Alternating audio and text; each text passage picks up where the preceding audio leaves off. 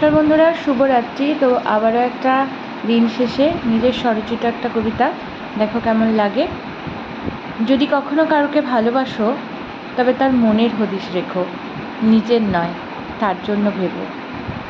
তাকে যদি সত্যিই ভালোবাসো, সে আসলে কি চায় সেটা বোঝার চেষ্টা করো।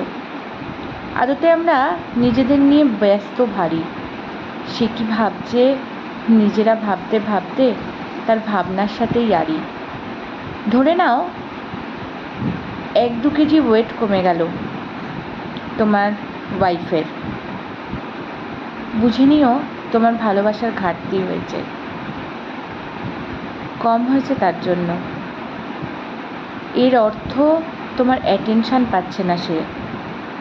ধরো তুমি 3টে গাছ নিলে, এমন জায়গায় তাদের রাখলে যেখানে রোদ, তাপ, জলের পরিমাণ কোনো কিছুরই নেই অভাব।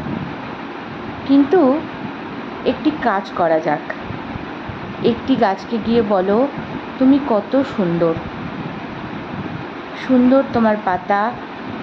একটি গাছকে বলো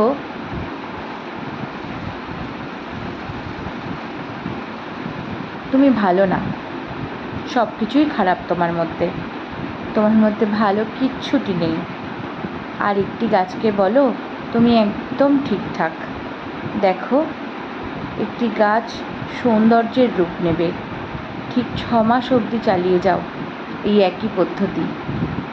তারপর দেখো, একটি গাছ সৌন্দর্যের প্রতীক হবে, একটি হবে ঠিকঠাক, অপরটি যাকে তুমি সমালোচনা করেছিলে সে যাবে মূর্ছে। পৃথিবীতে হাজার মহিলা আছেন যারা ঠিক এই ইমোশনাল অনুভূতির অভাবে মরে যায়। স্বামী ভাবেন খেতে দিয়েছি, পড়তে দিয়েছি, গয়নাগাটিও দিয়েছি, কিসের অভাব তবে? আসলেই তার ইমোশনাল অ্যাপিল ফলো করনি তুমি। যার আত্মার অনুভূতির কথা যদি তুমি বুঝতে, সম্পর্ক থাকতো মজবুত। আর যদি নাই বোঝো তাকে, সম্পর্ক অতলে যাবে। ভালোবাসার সাথে সাথে তাই বন্ধুত্ব থাকাটাও প্রয়োজন। যখন ভালোবাসা নিজের জায়গা থেকে সরে আসে, তখন বন্ধুত্ব আরও কাছে আসে, কারণ ভালোবাসা বোঝানোর চেষ্টা করে আর বন্ধুত্ব তোমায় বোঝার চেষ্টা করে। তো নমস্কার সবাইকে, শুভরাত্রি। যারা এখনও আমার চ্যানেলটাকে সাবস্ক্রাইব করোনি, একটু ঝটপট সাবস্ক্রাইব করে দাও।